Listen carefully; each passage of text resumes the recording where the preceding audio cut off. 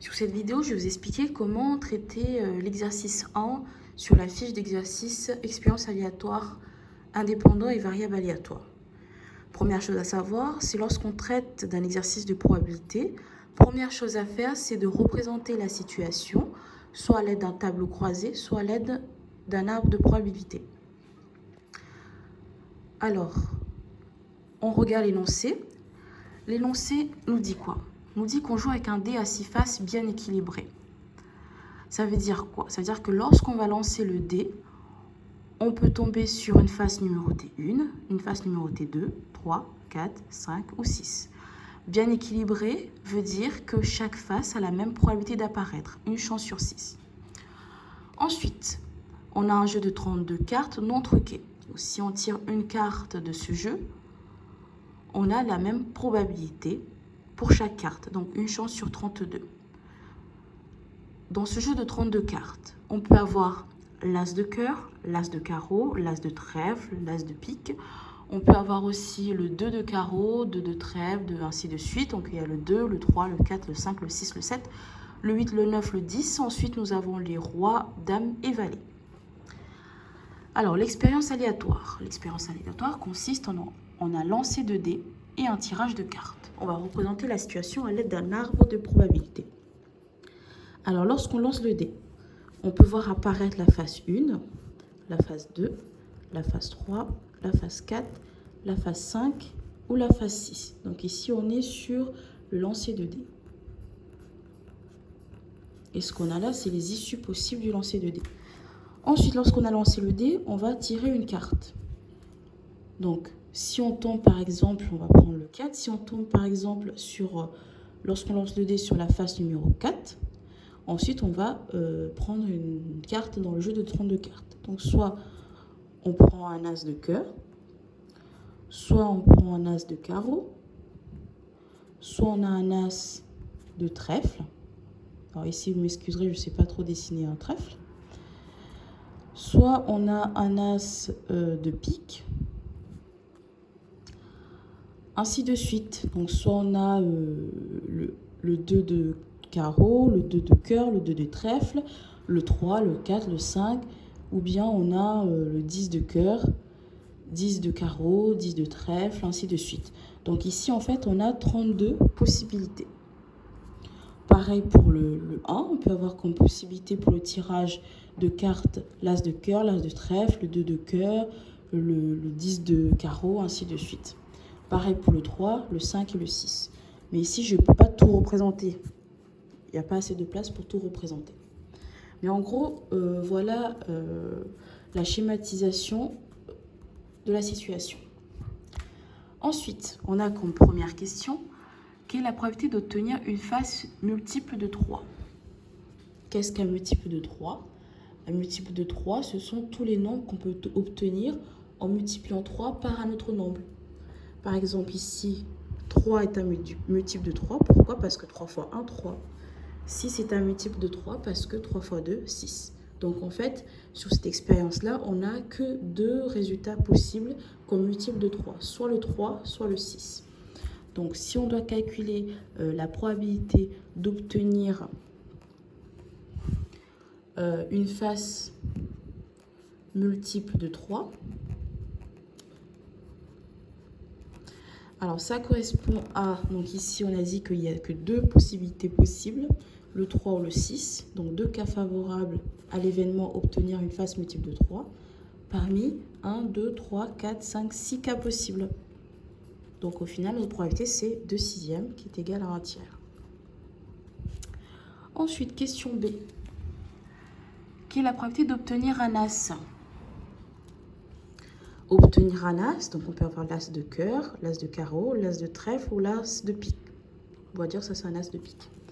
Alors la probabilité d'obtenir un as, donc il y a combien de cas favorables à l'événement? Il y en a 4. 4 cas favorables sur un total de combien? Ici on a 32 cartes au total. Donc 4 as dans le jeu de 32 cartes. Donc la probabilité c'est 4 sur 32. Et 4 sur 32, si on doit simplifier cette fraction, donc 4 c'est 4 fois 1. 32 c'est 4 fois 8. Donc ça correspond à 1/8. Ensuite, question C. Calcule la probabilité d'obtenir une face paire et un cœur. Donc le et nous renseigne sur le fait qu'il y a une intersection d'événements. Dans une autre question C, la probabilité d'obtenir une face paire et un cœur. Donc c'est la probabilité qu'on veut déterminer ici. Alors obtenir une face. Donc ici dans le schéma initial, obtenir une face paire, ça va être obtenir la face numérotée 2, la face numérotée 4, la face numérotée 6. Donc face numérotée 2, c'est ce qui va nous intéresser. Numérotée 4, numérotée 6. On a dit que chaque face a la même probabilité d'apparaître. Donc une chance sur 6 pour ces trois-là.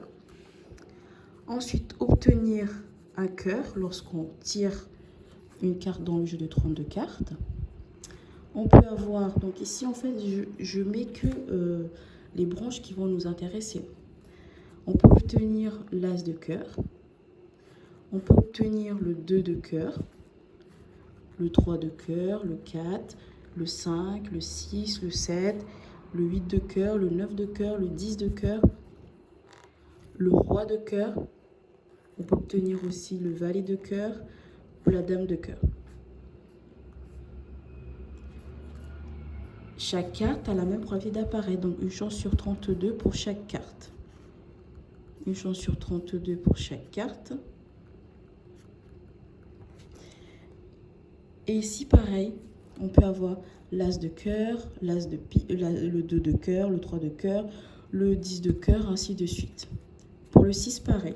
Donc les petits points que je mets, c'est pour représenter les autres cas possibles. Sauf qu'ici, il n'y aura pas assez de place pour tout représenter.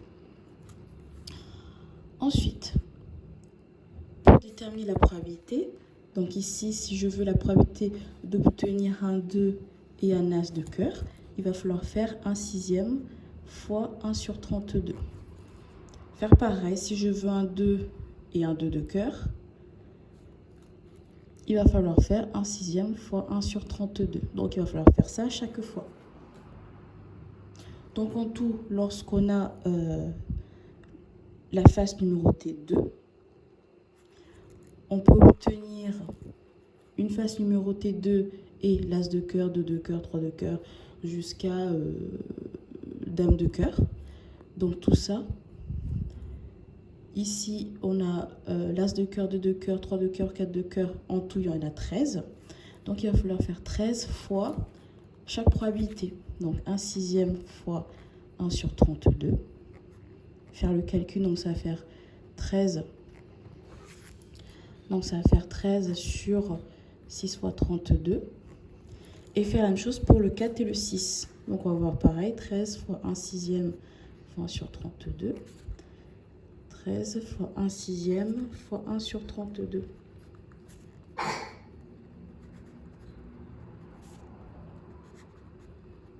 Ensuite, il va falloir additionner tout ça. Donc déjà, on va essayer de simplifier les calculs ici. 13 sur 6 fois 32, c'est égal à combien? On fait le calcul avec sa calculatrice. Et au final, lorsqu'on additionne ces trois-là, 13 sur 6 fois 32 plus 13 sur 6 fois 32 plus 13 sur 6 fois 32, on va retrouver un résultat égal à 39 sur 192, environ égal à 0,203. Donc la probabilité ici, c'est 0,203. Ensuite, pour le D, qu'est-ce qu'on nous demande pour D? Calculer la probabilité d'obtenir un 6 et un as. Obtenir un 6, on lance le dé. On obtient la face numérotée 6 avec une probabilité 1/6.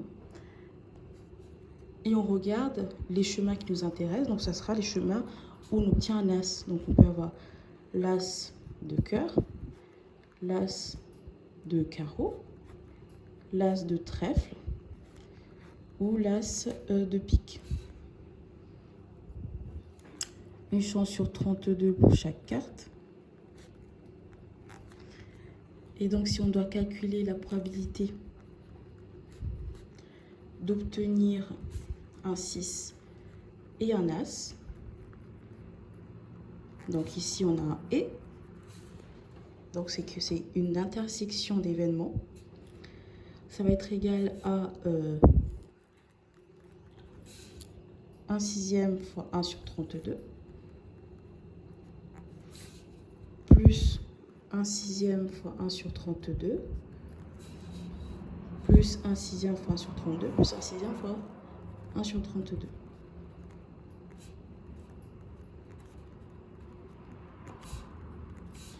On fait le calcul et au final, on obtient